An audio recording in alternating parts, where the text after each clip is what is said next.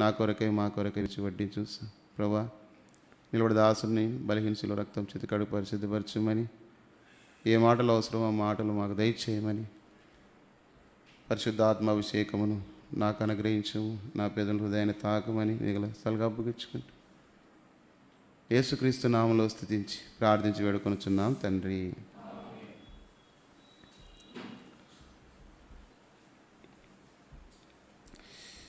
మనం బైబిల్ పఠనము గాను పరిశుద్ధమైన బైబిల్ గ్రంథంలో నుండి దేవుని చిత్తము అంటే ఏమిటి, దేవుని చిత్తమును ఏ రీతిగా గ్రహించుకొనవలను, దేవుని చిత్తమును ఎరిగిన వారై ఎట్లా భక్తులు నెరవేర్చారు అనే విషయాన్ని మనం చూస్తూ ఉన్నాం. కాబట్టి గత క్లాసులకు వచ్చిన వాళ్ళకి అది తెలియపరచబడుతుంది. అయితే మనం ఈ రాత్రికాల సమయంలో మరొక వ్యక్తిని మొదటిగా దేవుని చిత్తం అంటే ఏమిటి తెలుసుకున్నాం, దేవుని మాట వినటాన్ని. రెండవదిగా మనము దేవుని చిత్తమును ఏ రీతిగా తెలుసుకోవాలి అనే దానికి రెండవదిగా మనం వింటూ వచ్చినాము. మూడవది దేవుని చిత్తమును జరిగించిన ఒక భక్తుడు లేదా ఒక వ్యక్తిని, ఒక కుటుంబాన్ని మనం చూస్తూ వచ్చినాం. ఎవరాళ్ళు? అబ్రహాము. తర్వాత మనం ఇప్పుడు దేవుని చిత్తమును జరిగించిన ఒక గొప్ప నాయకుడు, కాపరి, ప్రవక్త అయిన మోషేను గురించి మనం ఇప్పుడు ఏ రీతిగా దేవుడు మోషేను ఇశ్రాయేలు ప్రజలుగా నాయకునిగా చేసినప్పుడు లేదా వారి కాపరిగా నియమించినప్పుడు ఏ రీతిగా ఆయన ఆ నాయకత్వంలో దేవుని చిత్తాన్ని జరిగించాడు అనే విషయాన్ని మనం ఇక్కడ చూస్తూ వస్తాం. దాన్ని మనం చూడడానికి పరిశుద్ధమైన బైబిల్ గ్రంథంలో నిర్గమకాండ 3వ అధ్యాయం 1-5 వచనాలు, హెబ్రీ రాసిన పత్రిక 11వ అధ్యాయము 24 నుంచి 28 వచనాలు చూస్తూ వచ్చాం. దీన్ని ధ్యానించడానికి ముందుగా కొన్ని సంగతులు, ప్రాథమికమైనటువంటి విషయాలు మనం చూస్తాం. దేవుని ప్రజలైనటువంటి ఇశ్రాయేలు ఐగుప్తు, యోసేపు ఐగుప్తుకి అధికారిగా ఉన్నప్పుడు అక్కడ వెళ్ళి కరువు వచ్చినప్పుడు అక్కడ వాళ్ళు స్థిరపడిపోయారు. దాని తర్వాత వాళ్ళు గొప్ప జనంగా విస్తరించారు. వారు అనేకమైనటువంటి కష్టాలు, బాధలు, అబ్రహాముతో దేవుడు వాగ్దానం చేసినట్లుగా 430 సంవత్సరాలు వాళ్ళు ఐగుప్తులో కఠినమైన శ్రమలు భరించి పనులు చేస్తూ దేవునికి మొరపెడుతూ వచ్చినారు. తగిన కాలంలో దేవుడు వారి మొర ఆలకించి దేవుని ప్రజలైన వారిని వెలుపలకు నడిపించాలని ఇష్టపడుతూ వచ్చాడు. అప్పుడు ఎవరు ఆ ప్రజలు నడిపించడానికి దేవుడు చూసినప్పుడు మోషే వారు కనిపిస్తూ వచ్చినాడు. ఈ మోషేను గురించి మనము కొన్ని విషయాలు చూడడానికి ముందుగా, మోషే ఆమ్రాము యొకేబేదు అనేటువంటి లేవి వంశానికి చెందినటువంటి తల్లిదండ్రులకు జన్మించిన వ్యక్తే మోషే. ఆమ్రాము అంటే అర్థం ఉన్నతమైన దేవుని పిలుపు.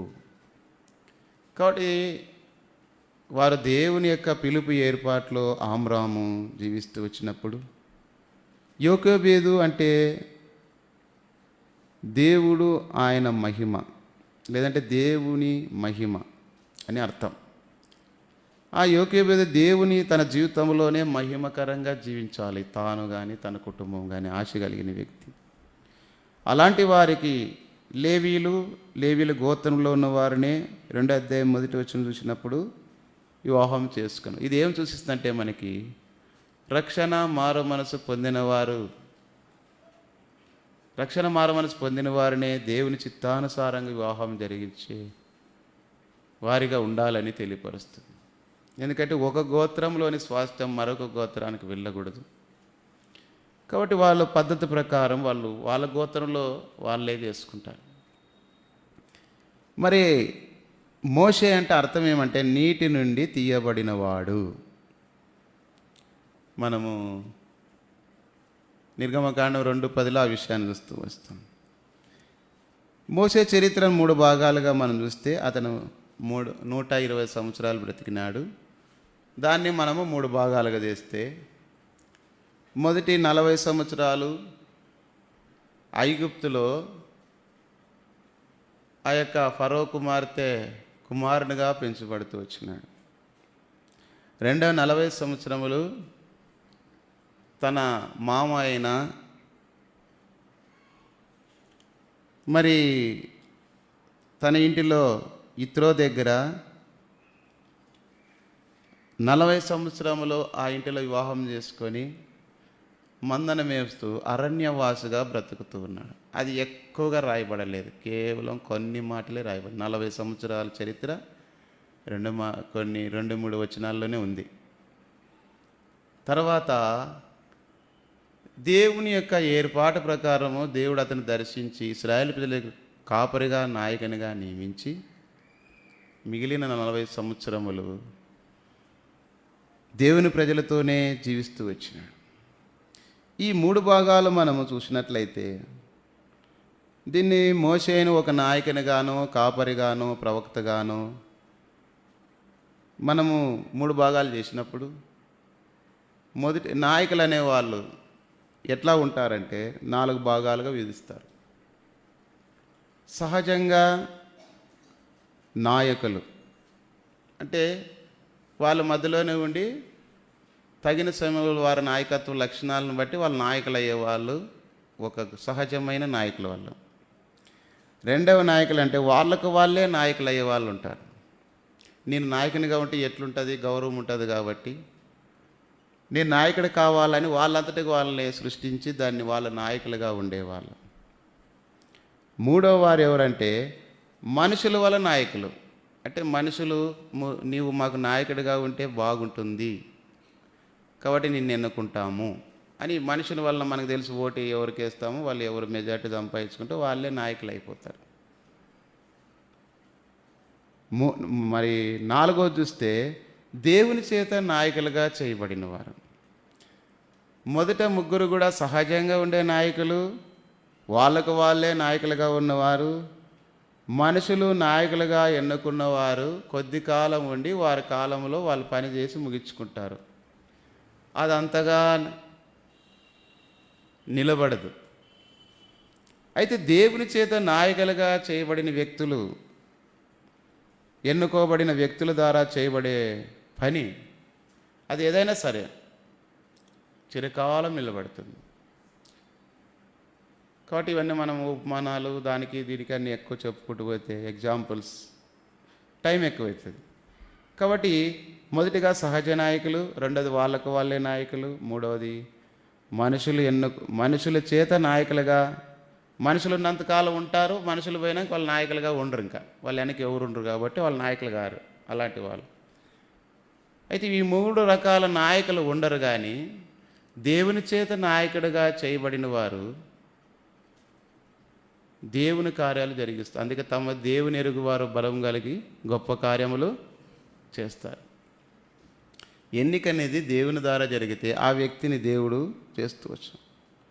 కాబట్టి మనం ఈ విషయాలు వచ్చినప్పుడు మోషేను దేవుడు ఎన్నుకున్న నాయకుడు కనుకనే అంతం వరకు ఎన్ని పరిస్థితుల్లోనైనా ఆయన నాయకుడిగా నిలబడి దేవుని చిత్తాన్ని జరిగించినాడు. కాబట్టి దేవుడు అతన్ని ఎన్నుకుంది ఎందుకంటే తన చిత్తం జరిగించడానికి. దానికి ఆయన లోబడుతూ వచ్చినాడు. మనం కూడా దేవుని మాట విని ఆయన చిత్తానికి లోబడినప్పుడు ఆయన కార్యాలు జరిగిస్తాం. అదే తమ దేవుని ఎరుగు వారు బలం కలిగి గొప్ప కార్యములు జరిగించేసాం. 3 పార్ట్స్ చూసాం. మొదటి పార్ట్లో ఐగుప్తులో ఈ ఆమ్రాము యోకోబేదు అనేటువంటి తల్లిదండ్రులకు జన్మించిన వ్యక్తే మోషే. జన్మించినప్పుడు ఉన్న పరిస్థితులు ఎట్లుంటే బహుభయంకరంగా ఉన్నాయి. మొదటి అధ్యాయంలో చూస్తే వాళ్ళే మట్టి తెచ్చుకోవాలి, వాళ్ళే పొట్టి తెచ్చుకోవాలి, వాళ్ళే ఇటుకలు తయారు చేయాలి. ఈ శ్రమ పెడుతున్నారు. భయంకరంగా కఠినమైన శిక్షలు ఉన్నాయి. అలాంటి దినాలలో ఇంకొక శాసనం ఏమైందంటే ఎవరైనా సరే హెబ్రీలు స్త్రీలు మరి మగపిల్ల వాళ్ళు జన్మిస్తే వారిని కాన్పు పీటల మీదే చంపివేయమని రాజాజ్ఞ. అలాంటి టైంలో మోషే పుట్టినాడు. పుట్టినప్పుడు అమ్రాము తన కుమారుని ఏ రీతిగా దాచిందో తెలియదు కానీ 3 నెలలు ఎవరికి తెలియకుండా దాచిపెట్టారు. ఆ మంత్రసానులు కూడా దేవునికి ఆ మాటకు లోబడి దేవునికి భయపడి పుట్టినప్పటికీ పుట్టలేదు అన్నట్లుగా వాళ్ళు చేస్తూ వచ్చినారు. అందుని బట్టే వాళ్ళ వంశములు దీవించబడినట్లుగా దేవుని వాక్యములో ఉంది. చదవండి, 1వ అధ్యాయం ఎన్నో వచనం? 17. 17. అయితే ఆ మంత్రసానులు దేవునికి భయపడి ఐగుప్తు రాజు తమకు ఆజ్ఞాపించినట్లు చేయగా మగపిల్లలను బ్రతకనీయగా. 21. ఆ మంత్రసానులు దేవునికి భయపడినందున ఆయన వారికి వంశాభివృద్ధి. కాబట్టి వాళ్ళు ఎట్లా అంటే మగపిల్లవాడు పుట్టలేదన్నట్లుగా లేదంటే ఆ విషయాన్ని తెలియపరచుకోకున్నట్లు ఉండిపోతూ వచ్చిన వాళ్ళ కారణం ఏమంటే వాళ్ళు దేవునికి భయపడ్డారు. దేవునికి భయపడినారంటే దేవుడు వాళ్ళతోనేం మాట్లాడలేదు. కానీ అయితే వీళ్ళని చూసినప్పుడు, ఎబ్రీలను చూసినప్పుడు వీళ్ళు దేవుడు గొప్ప దేవుడు కాబట్టి వీరికి మనము ఒకవేళ కీడు చేస్తే మనలో కీడు కలుగుతుంది, మన కుటుంబానికి కీడు కలుగుతుంది అని చెప్పి ఐగుప్తులు అంటే అన్నిలు అనుకుందాం, వాళ్ళు భయపడ్డారు. కాబట్టి దేవుని ప్రజలుగా అనేకమైన పర్యాయములు దేవునికి మనం నమ్మకంగా యథార్థంగా జీవించినప్పుడు మనల్ని చూచిన వారందరికీ భయం కలుగుతూ ఉంది, తర్వాత దేవునికి మహిమ కలుగుతూ ఉంటుంది. కాబట్టి ఐగుప్తులో ఉన్నప్పుడు మోషే పుట్టినప్పుడు 3 నెలలు దాచిపెట్టిన తర్వాత ఒక జమ్ము పెట్టి తయారు చేసి ఆ జమ్ము పెట్టిలో నైలు నదిలో వదిలేసింది. వదిలేయడానికి వెళ్ళినప్పుడు వాళ్ళ అక్క మిరియాం ఉంది. మరి ఆ యొక్క మోషేని వదిలేయడానికి ప్రయత్నం చేసిన సమయంలో ఆ జమ్ము పెట్టి నీళ్ళలో కొట్టుకొని పోతున్నప్పుడు మరి ఆమె ఫరో కుమార్తె ఆ యొక్క నది దగ్గరికి వచ్చి చూడగా ఆ బుట్టను తీసుకొని మోషే ఎర్రగా సుందరగా ఉండటం చూసి మగ పిల్లవాడని తీసుకొని ఇప్పుడు ఆమె ఆ కుమారుని పెంచాలా అని ఇష్టపడింది. కారణం ఎంత అందంగా ఉన్నాడు, సుందరంగా ఉన్నాడు పిల్లవాడు, ఎవరో వదిలేసినారు, వాళ్ళు రాజులు కాబట్టి వాళ్ళు ఏమైనా చేసినా జరుగుతుంది, అధికారం ఉంది కాబట్టి అని తీసుకొని ఉన్న సమయంలో అక్కడే మిరియాం వెళ్ళి దగ్గరగా ఉన్నప్పుడు ఈ పిల్లవాని కొరకు పాలిచ్చి పెంచడానికి ఒక దాది కావాలా. బహుశా ఈమెకి రాణి అయింది అంటే ఫరో కుమార్తె రాణిగా ఉంది, బంగారం ఉంది, సంపద ఉంది, పని వాళ్ళు ఉన్నారు, అందరూ ఉన్నా కూడా ఆ పిల్లవాని పెంచడానికి ఏమీ లేదు, ఆమెతో ఏమి లేవు, పాలు లేవు, అన్నీ ఉండొచ్చు కానీ పిల్లవాడిని పెంచడానికి ఏమి లేవు. దేవుని ఏర్పాటు ఎట్లుంటుందంటే కొన్ని సమయాల్లో మనకు అర్థం కాదు. బహుశా ఏది ఉన్నా దాన్ని ఏదో రకంగా చేస్తాం, కానీ ఏది లేకుండా చేసినప్పుడే దేవుని ప్రణాళిక జరుగుతుంది. అదే ఇప్పుడు కరోనా కూడా ఏదో ఒకటి దానికి ఏదో ఉన్నట్లా చేసింటే అన్ని రకాల ఏదో హాస్పిటల్స్ గవర్నమెంట్ మందులు మాదులు చేసి దేవుని భయం లేకుండా ఉండేవాళ్ళు. అయినా ఇప్పుడు కూడా చాలామందికి లేదు, ఎటుకేలకు కొంత అయినా ఉంది. కాబట్టి దేవుడు అనుమతించిన తర్వాత దానికి ఏమీ ఉండదు, జవాబే ఉండదు. మళ్ళీ దేవుడే పుట్టించాలా, దేవుడే జరిగించాలి. చూడండి, ఆ పిల్లవాడిని పెంచే బాధ్యత ఇప్పుడు ఆమెలో పాలు లేవు కాబట్టి ఇప్పుడు పాలిచ్చే తల్లి కావాలా. ఆ తల్లి కోసం వెతికినప్పుడు సేమ్ మళ్ళీ అదే తల్లికే తీసుకొని వెళ్ళి ఆమె దాదిని ఇది వాళ్ళ తల్లిగారిని తీసుకొని రావడము, దాదిగా పాలిచ్చి పెంచినట్లుగా ఏర్పాటు చేయడం దేవుని ప్రణాళిక, దేవుని ఏర్పాటు, అది దేవుని చిత్తం. మనకి తెలియకుండానే దేవుని చిత్తం ఆ రీతిగా ఏర్పాట్లు జరుగుతుంటాయి. అవి కనులకు కనపడదు, హృదయానికి గోచరం కావు, చెవులకు వినబడవు, హృదయానికి అవి గోచరం కావు, అర్థం కావు అని అర్థం. అదే దేవుని ప్రణాళిక, అదే దేవుని చిత్తం. అందుకే నా తలంపులు మీ తలంపులు వంటివి కావు. మనం ఒకటి అనుకుంటాం కానీ దేవుని యొక్క ఏర్పాటు ఒకటి ఉంటుంది. అందుకోసమే ప్రభుని ఏర్పాటు ఏమో అదే క్షేమం అన్నప్పుడే క్షేమకరంగా ఉంటాం. కానీ మన సొంత ఆలోచన ప్రకారం నరలో ఆలోచనలు అనేకముగా పుట్టును, అయితే యెహోవా తీర్మానమే నిలిచులు. 33:11 వచ్చిన. కాబట్టి కీర్తనలో ఆ మాట రాయబడుతుంది. మనకు ఆలోచనలు రకరకాలు పడతాయి, ఇది చేయాలి, అది ఉండాలి, ఇట్లుండాలి. కానీ దేవుని ప్రణాళిక ఏమైందో, ఒక వ్యక్తిని భూమి మీద జన్మించినంటే అతని మీద దేవుని ప్రణాళిక, దేవుని ఏర్పాటు ఏమైనా దాన్ని దేవునికే అప్పగించాల. తిరిగి ఎట్లయితే ఆ తల్లికే మోషేను అప్పగించినప్పుడు ఇప్పుడు ఆ మోషేను ఆ తల్లి పాలిస్తూ పెంచుతూ ఉంది. తనకు బుద్ధి గ్రహించి వచ్చినాక, అయ్యా మనము ఇశ్రాయేలు ప్రజలము, మనది ఈ దేశం కాదు, మన దేవుడు వేరు, ఈ ఐగుప్తులోని విగ్రహాలు కాదు, లేదంటే ఈ బలుల అర్పణలు మనకు సంబంధించినవి కాదు, మన దేవుడు యెహోవా దేవుడు, మన పితరుడు అబ్రహామును ఏర్పాటు చేసుకొని ఆ దేశం నుండి బయటికి పిలిపించి గొప్ప జనంగా చేసినాడు. తర్వాత మన యొక్క పితరుల దోషమో పాపమో దేవుని ఏర్పాటును బట్టి ఈ రీతిగా బానిసలుగా ఉన్నాము. అయితే మనం ఎప్పటికైనా మన దేశానికి మనం వెళ్ళిపోవాల్సిందే అని పిల్లవానికి బహుశా వాళ్ళ కుటుంబ ప్రార్థన పెట్టుకొని నేర్పిండొచ్చు. అది అబ్రహాం ఇంటిలో ఉంది కనుకనే ఇస్సాకుతో మనం చూస్తూ వచ్చినాం. అందుకే తండ్రికి విధేయుడవుతూ వచ్చినాం. ఇప్పుడు మోషేను పాలు వదిలిన తర్వాత గ్రహింపొచ్చినప్పటి నుంచి ఎన్ని సంవత్సరాలు? 40 సంవత్సరాలు ఆమెతోనే ఉన్నాడు, పాలిచ్చి పెంచి. కాబట్టి ఎన్ని రకాలుగా ఆమె చెప్పిందో అవన్నీ తన హృదయంలో ఉంచుకుంటూ వచ్చినాడు. ఎవరు? మోషే. గ్రహింపులోనికి వచ్చింది. అందుకే చిన్ననాటి నుండి, అందుకే తల్లిదండ్రులారా మీ పిల్లలను కోపం రేపక ప్రభు యొక్క బోధలోను శిక్షలోను వారిని పెంచుము అని పౌలు ఎఫెసీ 6:5 అనుకుంటాం రాయబడింది. ప్రభు యొక్క బోధలో శిక్షణలో పెంచాల. మనం ఎవరము, మన పద్ధతులు ఏమి, మన అలవాట్లు ఏమి, మనం ఏమి చేయాలా,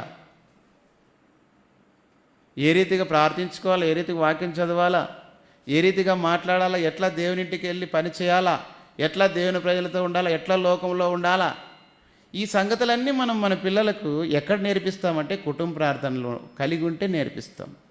ఇప్పుడు ఆ తల్లికి అన్నీ ఉన్నాయి కానీ ఏమి లేవు, పాలు లేవు. ఎవరికి? ఫరో కుమార్తెకి. కాబట్టి ఇంకొకరికి ఇవ్వాల్సి వచ్చింది.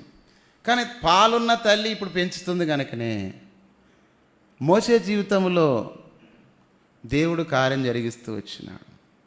నీ ఆహారం నీళ్ళ మీద వేయము, అది చాలా దినులైన తర్వాత మొలుస్తాయి. దేవుని వాక్యం పిల్లలకు మనం పంచుతూ వచ్చినప్పుడు, వారి నిమిత్తం ప్రార్థన చేస్తూ వచ్చినప్పుడు, ప్రార్థన చేసేది వారికి నేర్పించినప్పుడు, దేవుని వాక్యం చదివేది వారికి నేర్పించినప్పుడు, దేవుని మందిరానికి వెళ్ళేది నేర్పించినప్పుడు, ద్వితీయోపదేశకాండం 6వ సంగతులన్నీ కూర్చున్నప్పుడు పండుగ అవన్నీ నేర్పమనింది. ఎప్పుడైతే మనం నేర్పిస్తూ వస్తామో అప్పుడు వారు పెద్దవాడైన తర్వాత, అందుకే సామెతలు 22:6 మాట రాయబడింది, బాలుడు నడవలసిన త్రోవను వానికి నేర్పము, పెద్దవాడైనప్పుడు వాటి నుండి. కాబట్టి ఎప్పటి నుంచి నేర్పాలని అంటే దేవుని వాక్యము. బాలుడు అంటే 12 సంవత్సరాల క్రింద ఉండే వాళ్ళందరినీ బాలుడు అంటారు. దాటిన తర్వాత యవ్వనస్తులు అంటారు. మనం నేర్పించాల్సింది బాలురుగా ఉన్నప్పటి నుంచి నేర్పిస్తేనే వాళ్ళు అందులో నిలబడతారు. యవనస్తులుగా ఉన్నప్పుడు ఈ మాట వినరు. అందుకే మొక్కై వంగంది మానై వంగదు. కాబట్టి చిన్ననాటి నుండి నువ్వు ఆ రీతికి నేర్పిస్తూ వస్తే దేవుడు ఈ యొక్క మోసే తలంపు ద్వారా మనం ఏం నేర్చుకుంటామంటే, మోసే ఆ యొక్క తల్లి చెప్పిన మాటలన్నీ హృదయం లక్ష్య పెట్టినాడు. ఒక కాలం వచ్చింది, ఏం చేస్తూ వచ్చినాడు? 2వ అధ్యాయం చూడండి, 11వ వచనం. నిర్గమకాండం 2:11 వచనం. ఆ దినములలో మీరు ఎవ్వరు వాక్యం సరిగ్గా చదువురు, తొందరగా తీవరు. నేర్చుకోండి, చదివేది త్వరగా టకాన్ తీయాలా, టకాన్ చదవాలా. యవనస్తులు మళ్ళీ ఏం చదువుతున్నారో ఎక్కడ పోతున్నారో తెలియదు, అర్థమే కాదు.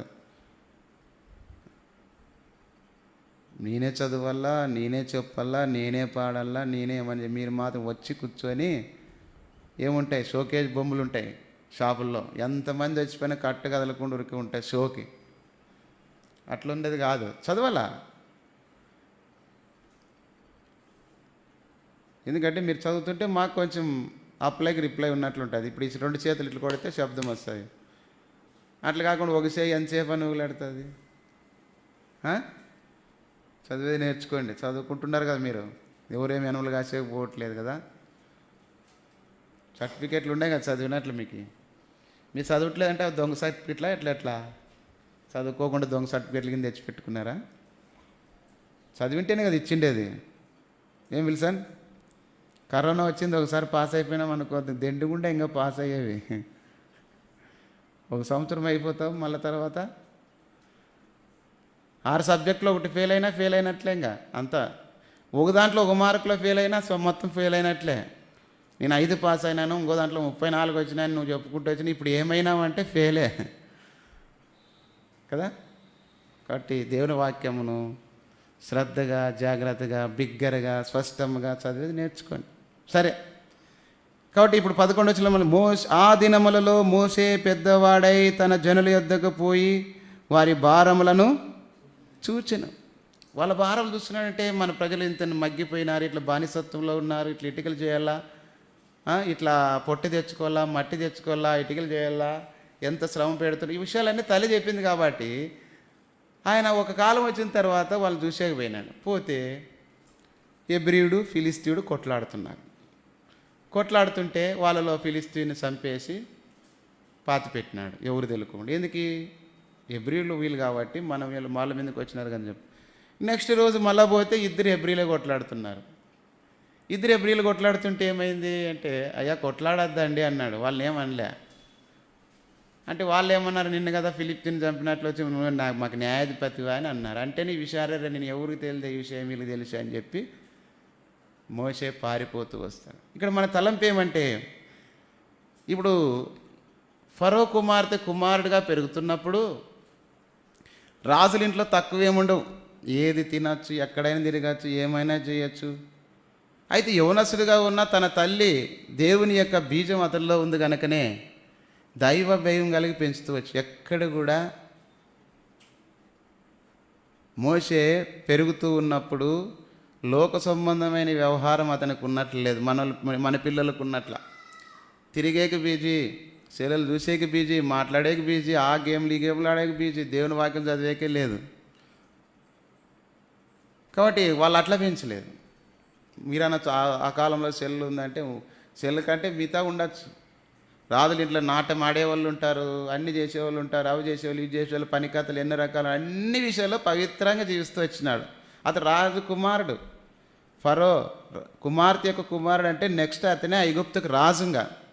అంటే ఇంకెంత వైభవం ఉంటుందో లెక్కేసుకో. ఎవరైనా ఇప్పుడు సీఎం కొడుకో అంటే ఎంత విలువ ఉంటుంది, సీఎం భార్య అంటే ఎంత విలువ ఉంటుంది, సీఎం పిల్లలు అంటేనో ఎట్లుంటుంది, ఎమ్మెల్యే పిల్లలు అంటే ఎట్లుంటుంది, చిన్న చిన్న వాటికి ఎట్లుంటే వీళ్ళు అంత గొప్ప దేశానికే నెక్స్ట్ రాజు యువరాజు ఆయన. అంతేకాదు మళ్ళీ ఆ సమయంలో సకల విద్య ప్రవీణుడు, అపోస్తల కార్యములు 7వ అధ్యాయంలో సంగతులు రాయబడ్డాయి. సకల విద్య అంటే వాళ్ళ రాజులుగా ఏమేమి నేర్చుకోవాలి అన్నీ నేర్చుకున్నాడు. మళ్ళా చదువు నేర్చుకున్నాడు, విలువిద్య నేర్చుకున్నాడు, యుద్ధం చేసేది నేర్చుకున్నాడు. సకల విద్య అంటే ఎన్ని విద్యలు ఉన్నా అన్ని విద్యలు ఉండాల. మనకు ఒక విద్య కూడా రాదు, పాటలు పాడేది రాదు, వాక్యం చదివేది రాదు, వాయిద్యాలు వాయించేది రాదు, ప్రార్థన చేసేది రాదు, ఆరాధన చేసేది రాదు, ఏ విద్య మనకు రాదు. కనీసం రాళ్ళన్నా ఇట్లా కొడితే టంగ్ అని శబ్దం వస్తాయేమో కానీ ఇవి మాత్రం రావు. ఇక్కడ హంపీలో 7 రాళ్ళు సరిగమ 10 నిస సప్త స్వరాలు పలుకుతాయంట. నేను కొట్టి చూసినా నాకేం అర్థం కాలేదు. అది వాళ్ళకి ఎవరికి ఎట్లా కొట్టాలో ఏం చేయాలో తెలియదు. హంపీకి పోయినప్పుడు సరిగమ 10 నిస అంటే రాళ్ళన్నా పలుకుతాయి కానీ ఇవి మాత్రం పలకవు. కొయ్య బొమ్మ తెచ్చి కొట్టినా పలకదంట. ఎంత కొడితే కానీ చెక్క బొమ్మ మాట్లాడుతుందా? అట్లా అయిపోయినారు. కాబట్టి యేసపు గడ్డం కింద చేయి దేశం. ప్రియులారా, మనము మన పిల్లలకి ఏం నేర్పించాలంటే దైవికమైన విధానంలో మనం ఎంతవరకు. మోషే విన్నాడు, నా ప్రజలు ఉన్నారా, వారు భారం చూసడానికి వచ్చినారు. చూడండి అపోస్తల కార్యములు, మీరు ఆ విషయాన్ని 7వ అధ్యాయం 23 వచ్చింది చూడొచ్చు. అపోస్తల కార్యములు 7:23.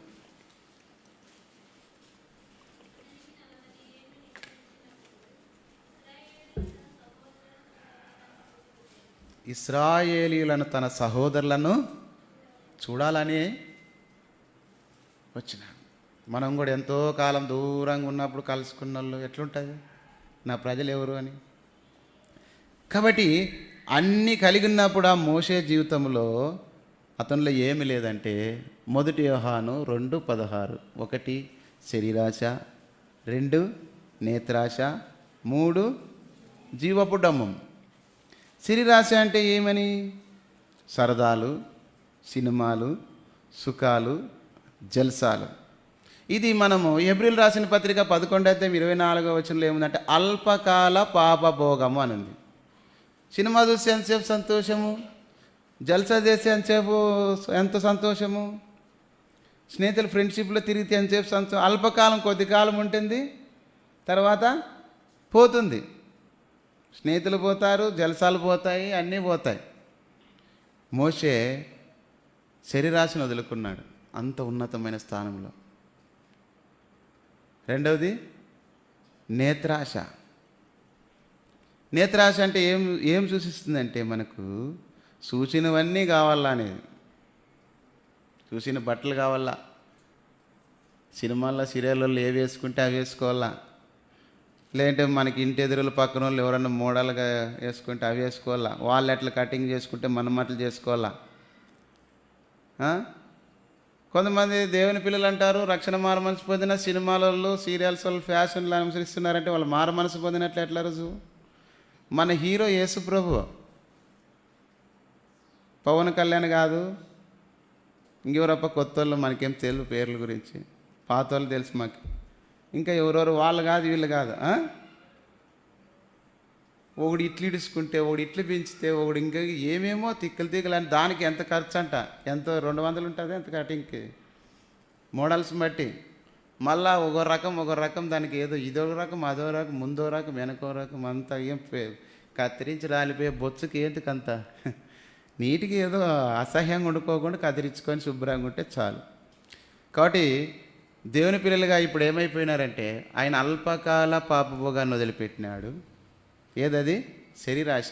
బాగా తినాలా, సుఖించాలా, బాగా నిద్రపోవాలా, బైబిల్ చదవకపోయినా 8 గంటల వరకు పండుకొని లేచి 9 గంటలకు బ్రష్ చేసుకొని తిరిగి 10 గంటలకు వచ్చి తిని మళ్ళీ ఏం పని ఏమంటే ఏమి లేదు, అంతా ఏడున్నావురా అంటే ఈడున్నాను రోడ్లరా, ఏటు పోదామా, అటుకు పోదామా, ఇటుకు పోదామా, ఇంక ఇంట్లో బండి ఉందంటే ఇంక దాంట్లో పెట్రోల్ లేకపోయినా ఏదో చేసి మస్కా కొట్టేసి దాన్ని తీసుకొని ఆడు తిరిగి ఈడు తిరిగి ఏదేదో లాస్ట్కి ఏదైనా జరిగినాక తెలుస్తుంది మనకి ఇట్లాంటినే అని. సరే మనం ఇవన్నీ వివరించుకుంటూ పోతే కాబట్టి రెండోది ఏమిది? నేత్రాశ. చూసినదంతా మన దేవుని పిల్లలుగా అట్లా ఉండకూడదు, మనం మోడల్గా ఉండాలా, మాదిరికరంగా ఉండాలా. మూడోది జీవపు డంబం. జీవపు డంబము అనేది ఏం సూచిస్తుందంటే పేరు ప్రఖ్యాతులు. నా పేరు ఉండాలా, మా పేరు నిలబడాలా, మా పేరు రావాలా, మా పిల్లలు పండుగ రోజు అందరికంటే వెరైటీ డ్రెస్ ఉండాలా, నాకుండల్లా, వాళ్ళది లేనిది వీళ్ళది లేనిది ఏంది లేనిది, అదేదో టైలర్ కథ అవుతుంది. ప్యాంటు కొంత 2 ఇంచులు ఎక్కువైంది కటింగ్ చేయమని చెప్పింది కదా అని భార్య వచ్చి 2 ఇంచులు చేసిందంట. మళ్ళీ వాళ్ళ అమ్మ అత్త ఎవరో వచ్చి ఆమె ఇంత అట్లా చేసే లోపల ప్యాంట్ వేసుకుంటే అది పెయికి పోయిందంటానికి. ఇప్పుడు అదే ఫ్యాషన్ వచ్చింది, కిందుకునిందని పెయికి బిగుసుకొని పెయికి ఎత్తి చేస్తారు. ఇంకేమంటే అంత ఆడింత ఈడింత. ఎప్పుడో అప్పుడు పాతకాలంలో మేము బిచ్చుగాలను చూస్తుంటే తేపలు వేసుకొని చినిగిపోయిన బట్టలు వేసుకుంది. ఏమంటే వాళ్ళకి లేవు కాబట్టి వేసుకుంటారు, మాకైతే అట్లా పోయింది కాబట్టి మేము కుట్టుకొని వేసుకుంటాం. ఇప్పుడు అదే పనికి చింపితేనే ఫ్యాషన్ అంట. మోకాళ్ళ కాడ కింద అంతా లాస్ట్కి ఆడాడంతా మొత్తం ఏంటికి వేసుకోవాలి, ఊరికి లేకుండా తిరిగితే అయిపోయింది కదా. ఈయన చినిగిపోయి వేసుకోవాలి ఎందుకు? అందుకే వాడు వాట్సాప్లో ఏం పెట్టినాడంటే ఒకప్పుడు భిక్షగాళ్ళు అడుక్కొని తినేవాళ్ళు వేసుకొని డ్రెస్సులు, ఇప్పుడు ఫ్యాషన్ డ్రెస్సులు 2 కలిపి వేసినాడంటే వాళ్ళు లేక వేసుకొని అడుక్కొని తినేవాళ్ళు అట్లా వేసుకుంటే వీళ్ళు ఉండి ఏం చేస్తున్నారు అట్లా దాంట్లోకి వెళ్ళిపోతున్నారు. అంటే మనం ఏమైపోయింది రానంటే ఈ లోకంలో. అందుకే మనం చూసిన వాటిలో ఈ లోకంలో ఉన్నదంతా శరీరాశ, నేత్రాశ, జీవపు డంబం. ఇవి మోషే వదిలిపెట్టినాడు. చూడండి 11 హెబ్రీయులు రాసిన పత్రిక 11వ అధ్యాయము. మొదటిది ఐగుప్తుదనం కంటే మొదటి మాట ఏం చూసి మరి శరీరాశలో సరదాలు, అల్పకాల పాపభోగము. నేత్రాశ అంటే మనం ఏం చూడాలి ఇక్కడ? ప్రతిఫలంగా కలగో బహుమానమందు దృష్టి ఉంచాడు. తర్వాత మనం మూడోది చూసినట్లయితే జీవపు డంబం, పేరు ప్రఖ్యాతుల కొరకు ఫరో కుమారుడు అనిపించుకోవడానికి ఇష్టం లేదు, అంత ఉన్నతమైన స్థానాన్ని వదులుకున్నాడు. పౌలు కూడా ఏమంటాడు? చదవండి, ఫిలిప్పీ రాసిన పత్రిక 3:11. 9 చదవండి మొదట. ఫిలిప్పీలు రాసిన పత్రిక 3:9. ఒక్క మాట 10, 11. 10, 11.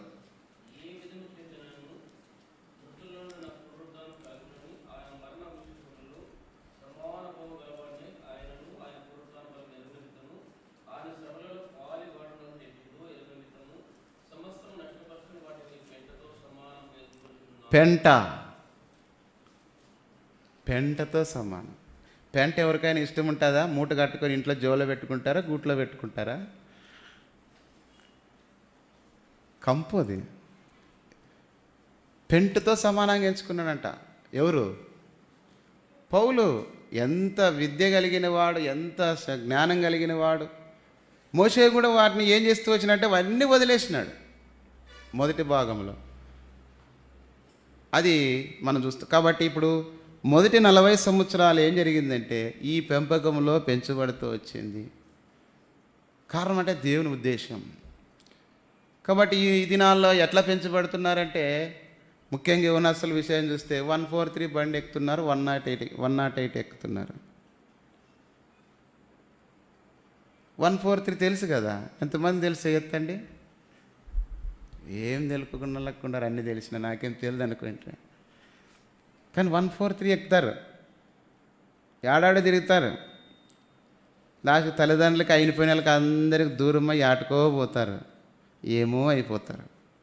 ఎందుకు వేసుకొచ్చేకి ఏం రాళ్ళప్పుడు 108 పోస్ట్ మార్టర్కి పోలా, లేదంటే పోలీస్ స్టేషన్కి పోలా. 100 కన్నా పోలా, 108 కన్నా. ఏంటికంటే వీళ్ళు నడిపిన బండి 143 బండి.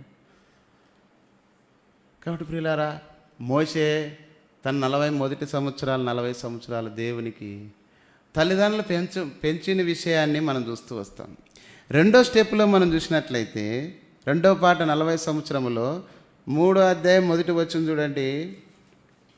నిర్గమకాండము 3వ అధ్యాయం 1వ వచనం.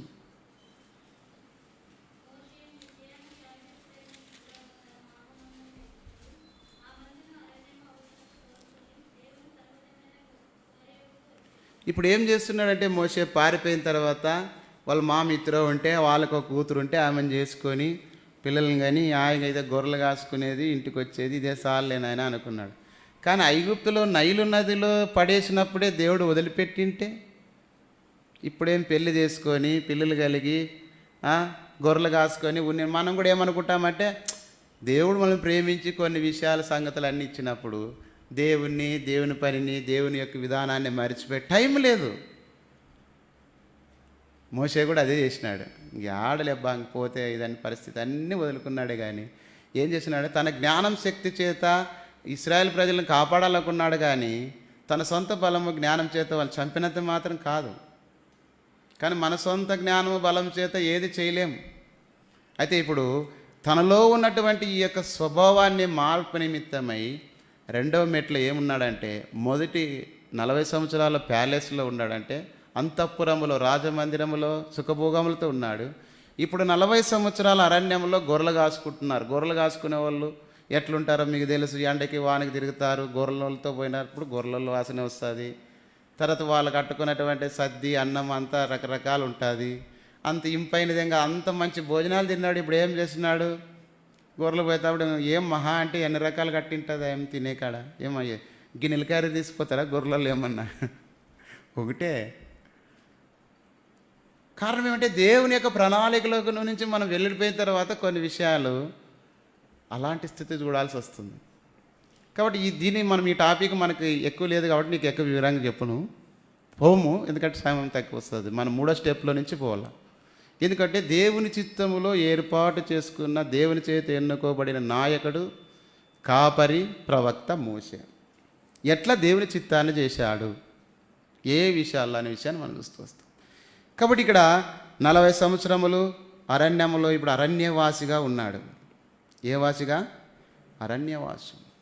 ఏం అవసరం లేదంగా ఆయనకి. నా పని నేను చేసుకుంటాను, మిగతాదంతా ఎందుకు అనుకున్నాడు. కానీ దేవునికి అది ఇష్టం లేదు. నువ్వు కూడా అనుకోవచ్చు, ఏం మనకేం లేపా, మనకేం పాటలు పాడేకి వస్తుందా, వాక్యం చెప్పేకి వస్తుందా, లేదంటే ఇంకోటి వస్తుంది. ఏదో పోతాము, వండుకుంటాం, తింటాం, 2 మాటలు చెప్తారు, వింటాం, ప్రార్థన చేసేకి వచ్చి 2 మాటలు చేస్తాం, ఆరాధన చేసేస్తాం. మన పని మనదే, వాని పని వాళ్ళదే. ఎవరో చెప్పుకోవాలి, చెప్పుకుంటారు వాళ్ళు.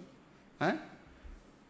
అది ఒక దినం వచ్చిన తర్వాత దేవుడు నిన్ను లెక్క అడుగుతాడు, నీకు తెలియదు. తర్వాత నువ్వు చేద్దామనుకున్నా కూడా వీలు కాదు. జైన్ అంకుల్ మీకు తెలుసు, డానియల్ నేను ఇట్లా దేవుని సేవ చేయాలనుకుంటున్నాను, అందుకే రాజీనామా ఇచ్చేసి కొడుకు ఉద్యోగం ఇచ్చినాను, ప్రారంభం చేయమన్నాడు. మంచిదిలేండి అంకుల్ అని. ఎప్పుడూ ఆయన రక్షించబడిన కొత్త దినాల్లో తీర్మానం చేసుకున్నాడు దేవుని సేవ చేయాలని. ఇంక కుటుంబం బాధలు పట్టి చేయలేకపోయాను. రిటైర్డ్ అయినా కొడుకు ఉద్యోగం వచ్చింది, అన్నీ అయిపోయిన తర్వాత కొంచెం సమస్యలను బట్టి ఇది అయిపోయినాడు. తర్వాత ఏమైందంటే ఆయన రిటైర్డ్ ఇదైతే ముందుగానే ఆమె కాలు స్లిప్